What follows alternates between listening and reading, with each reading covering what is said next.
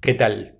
Le damos la bienvenida a este espacio de Fogón en Fogón TV, de nuestro programa habitual de Fogón en Fogón Radio por la radiográfica FM 89.3 en Buenos Aires y la radio cooperativa .uy en Uruguay.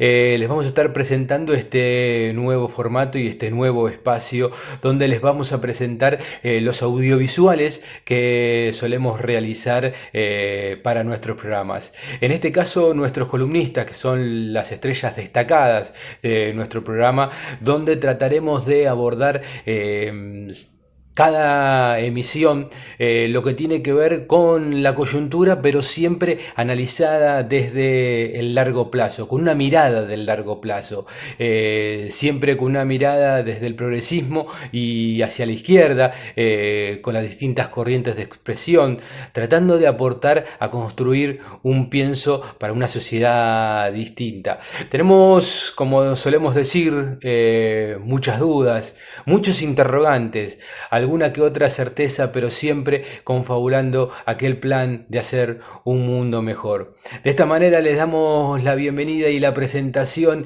de los distintos columnistas que van a estar apoyando cada una de estas emisiones. Va a estar Juan Raúl Ferreira, ¿sí? Quien fuera embajador en la República Argentina, ¿sí? Político, militante social, en este caso periodista, escritor. Él es quien nos va a traer el baúl de los recuerdos. ¿Sí? En este baúl de los recuerdos nos va a conducir a conocer su historia personal, pero sobre todo nuestra historia reciente. Nos va a remitir a datos de nuestra historia reciente que poco sabemos. También va a estar, por supuesto, en Repensando las Izquierdas, el profesor Rodrigo Arocena, ¿sí? Quien fuera dos veces rector de la Universidad de la República del Uruguay, y con él siempre vamos a estar reflexionando sobre el quehacer de la izquierda, ¿sí? Para, bueno, también desde la coyuntura, pero también con una mirada de largo plazo. Y quien nos acompaña desde hace poco tiempo, pero nos damos un lujo tremendo de tenerlo aquí en De Fogón en Fogón, es el profesor Emanuel Bonforti, ¿sí? Es docente en la Universidad de La Plata, ¿sí? Y quien nos trae la historia de las ideas en el Uruguay, con un ida y vuelta, ¿sí? De diálogos entre el revisionismo en una y otra orilla, con el semanario Marcha, así como pilar de ese análisis, lo que tenía que ver en este caso con los diálogos de los intelectuales de principios de siglo, mediados de siglo del siglo XX, en esta etapa de construcción de las ideas, fundamentalmente en Uruguay, pero también que hace mucho al quehacer de la Argentina, al quehacer cultural y político de la Argentina. El, cada aporte que nos vas a estar dando realmente es un lujo porque da cátedra. Y vamos a estar, por supuesto, también con quien nos comparte la síntesis semanal del Uruguay, es periodista, trabaja en el portal Caras y Caretas, sí, trabaja para el diario, para la publicación de Mate Amargo en Uruguay, y también trabaja en este caso para la radio cooperativa .uy, sí, es columnista ahí, me refiero a nuestro amigo y compañero Ricardo Pose. Él es quien nos va a estar transmitiendo lo que tiene que ver con el resumen semanal, lo que no te podés perder en la semana. Es quien nos lo va a estar aportando. Por supuesto también está Nelson Villarreal, sí, referente, es un referente en derechos humanos en el Uruguay, sí, docente, y es quien nos va a estar trayendo distintas cosas que tienen que ver con la actualidad política y social del Uruguay. Así damos la apertura a esta emisión de Fogón en Fogón. en su formato audiovisual.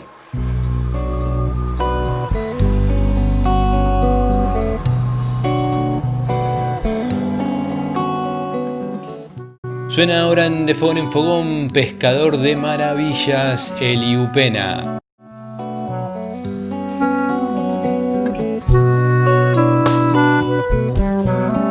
Y el gobierno de Uruguay sigue con su plan, desempolvando las medidas de política económicas, de recortes a las políticas sociales, de ajuste en lo económico, perjudicando a las grandes mayorías de nuestro pueblo.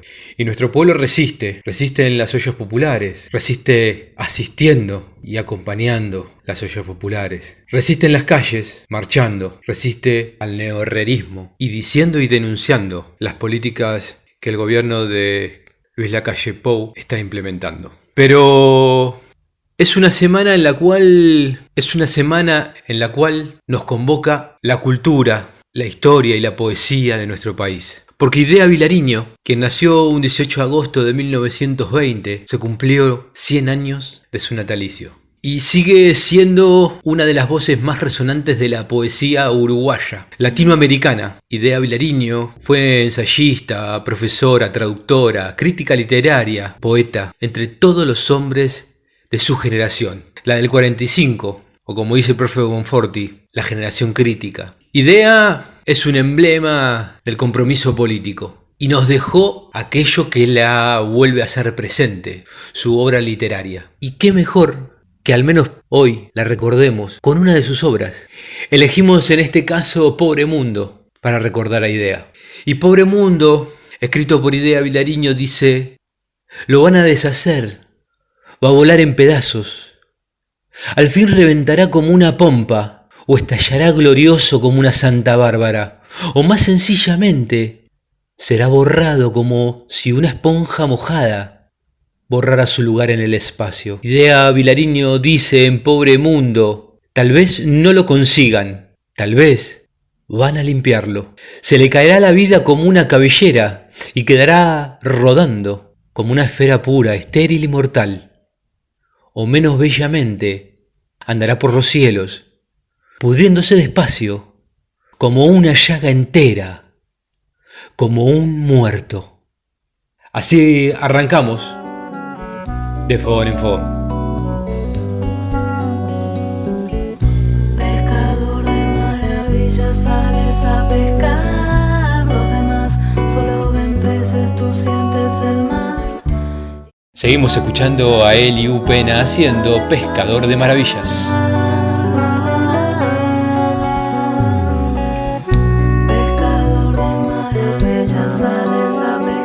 Estás escuchando De Fogón en Fogón, el programa hecho en Argentina de corazón.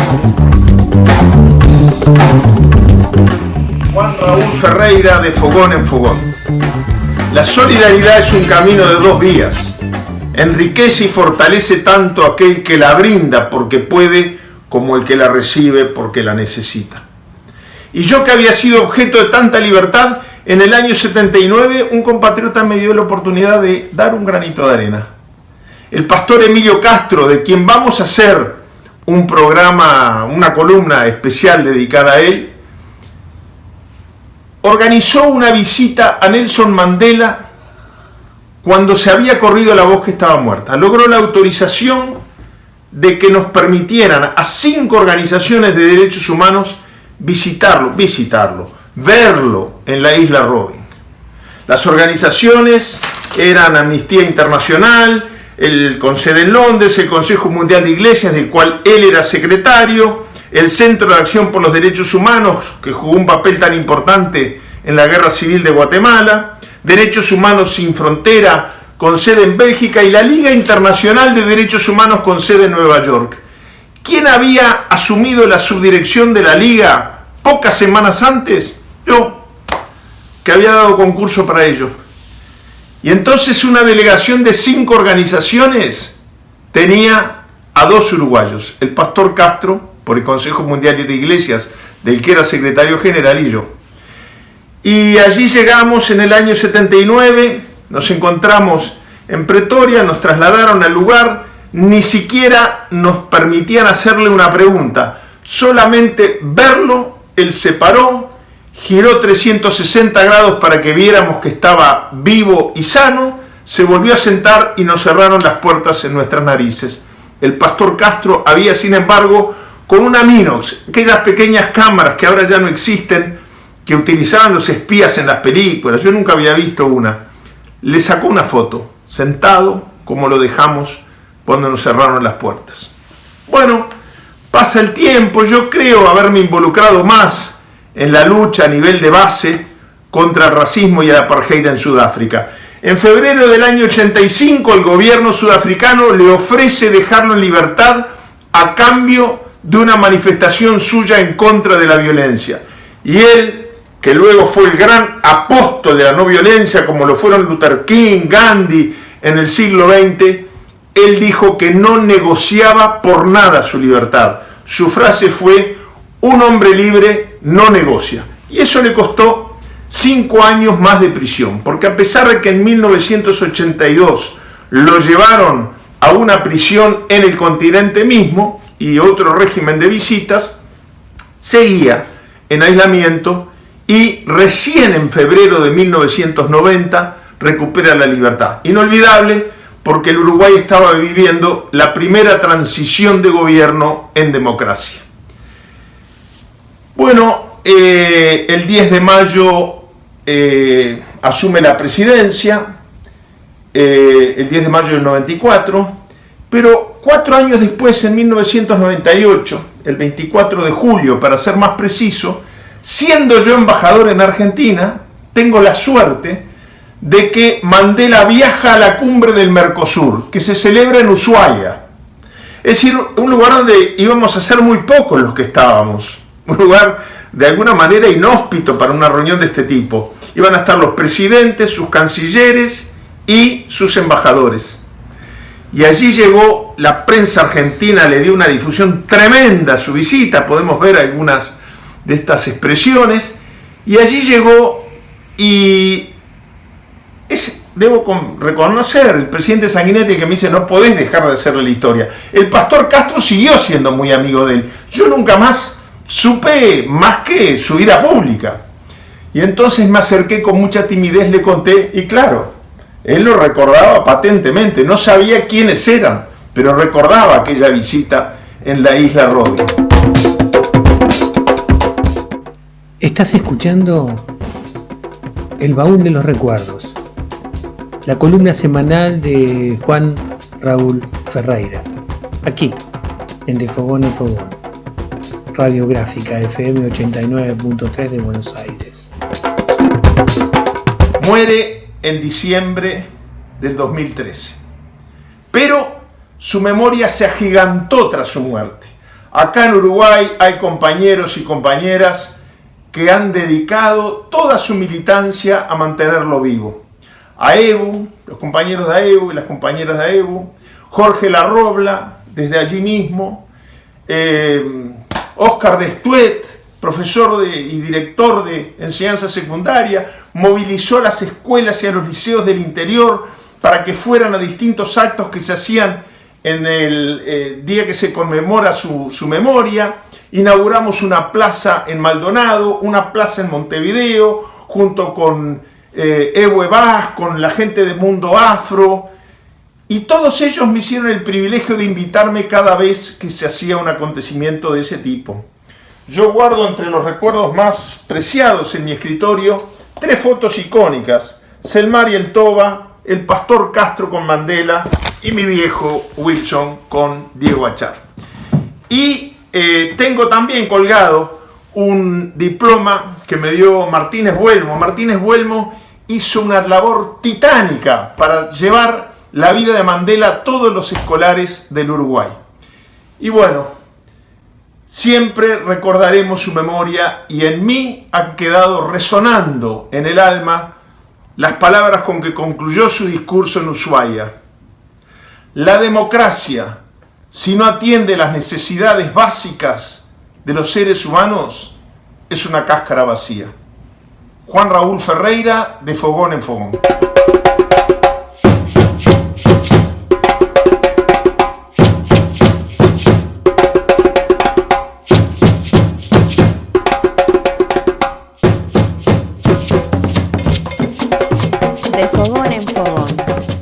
comunicación popular tendiendo puentes.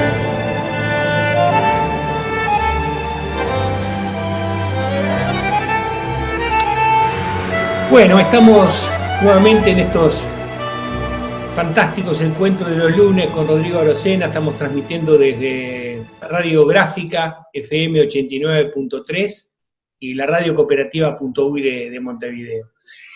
Rodrigo, estuvimos leyendo un poquito este segundo informe que lanzó Futuros de Izquierda, y hay algunas preguntas que nos van a ir surgiendo, ¿no? Déjame saludar a quienes nos estén escuchando, decirles sobre todo a amigas y amigos en la Argentina, nos duele el mundo, pero sobre todo nos duele la Argentina. Confiamos en que el tesón de la gente pueda salir adelante y les mandamos un abrazo virtual apretado a todos los que la están pasando mal.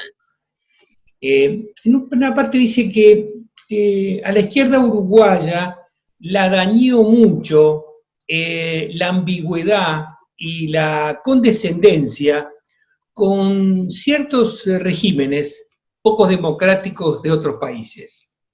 No desde el punto de vista diplomático, sino más por el lado de la fuerza política, ¿no? ¿Cuáles serían para ti entonces esos regímenes y cómo los caracterizarías vos? Déjame ubicar a nuestros amigos y amigas que puedan estarnos escuchando. El texto que tú tenés la amabilidad de poner de manifiesto es una cosa escrita por 3 personas muy jóvenes, Malena Montano, Joaquín Toledo, Gabriel Márquez, y un veterano de mucho tiempo como yo.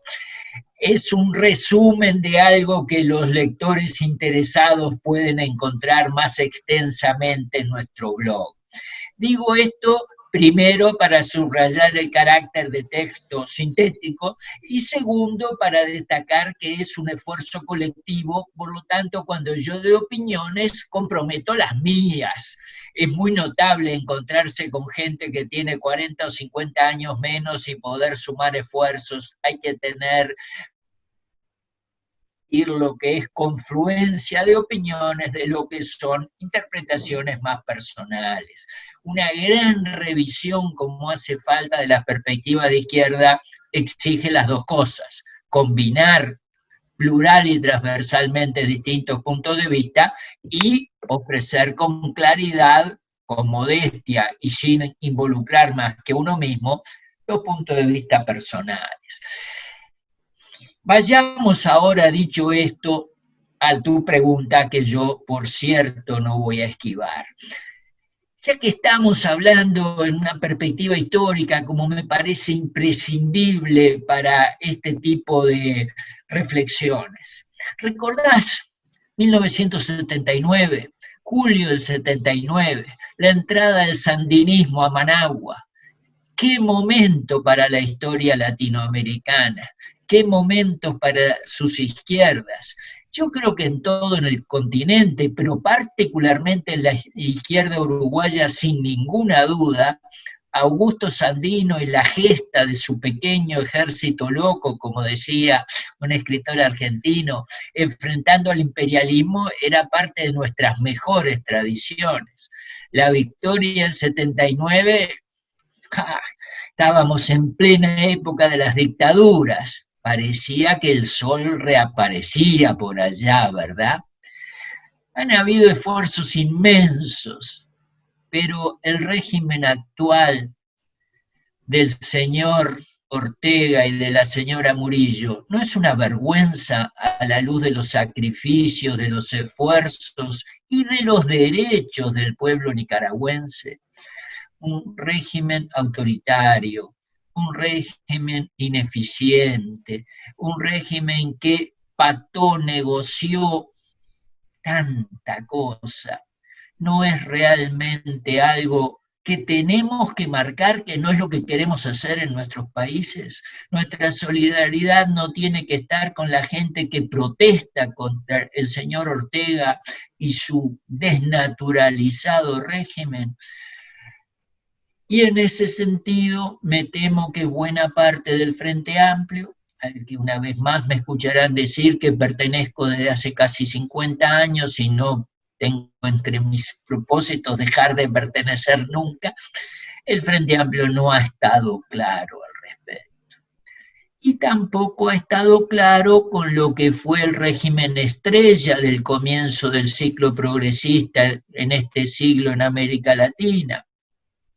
Sigo lo más de cerca que puedo lo que acontece en Venezuela por la importancia general que tiene para el continente y más allá el proceso chavista y por una vinculación personal afectiva muy profunda con Venezuela. Allá por el 2000 y poco, como la estrella del ciclo progresista latinoamericano. No estuvo a la altura de esas expectativas, ni en su eficiencia, ni en su ética, ni en su respeto a las opiniones divergentes. Nunca está de más recordar lo que le escribía Rosa Luxemburgo, la gran Rosa, una de las mujeres más extraordinarias que la tradición revolucionaria ha dado a Lenin. Le decía: ¿cómo puede ser que usted olvide que libertad es, ante todo, libertad para quien no piensa como uno? Cuando olvidamos eso, reprimimos a la gente, después reprimimos a nuestros primos, después reprimimos a nuestros hermanos. Libertad para todos, sobre todo para quien no piensa como nosotros. El régimen chavista olvidó esto y buena parte del Frente Amplio no lo marcó como debía. Hoy, desgraciadamente, ojalá no fuera así, pero el autoritarismo en Venezuela ha ido de la mano con la torpeza. Y se dice, yo no lo puedo creer, lo he leído en informes que tienen cierta reputación, me niego a creerlo, que Venezuela es el país más pobre de América del Sur, es algo inverosímil. Se dice que hay 5 millones de migrantes recientes, yo no lo puedo creer realmente, pero más allá de lo que yo crea o no, cosa poco importante en definitiva, hay una realidad dramática de deterioro humanitario, sanitario, económico, de la calidad de vida colectiva, de la situación individual de la gran mayoría de las venezolanas y los venezolanos.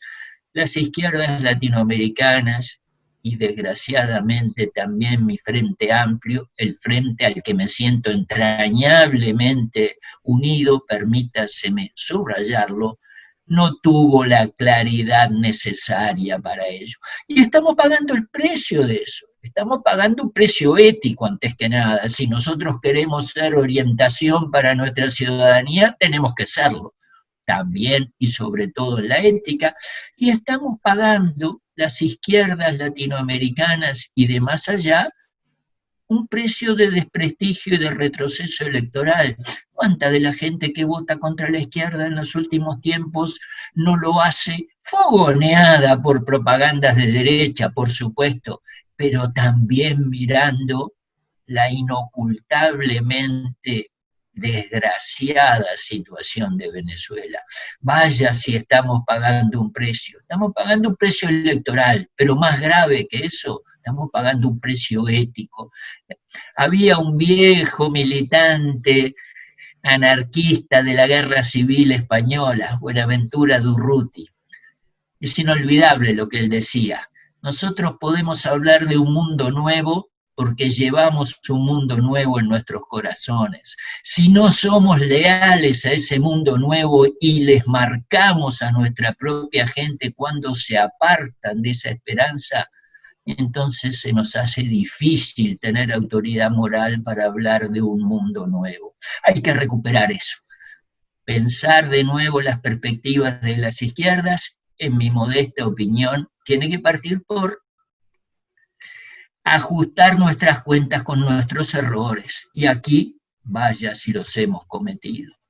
Creo, Roberto, que he dado alguna respuesta seguramente cuestionable, pero no tibia a tu pregunta, ¿verdad?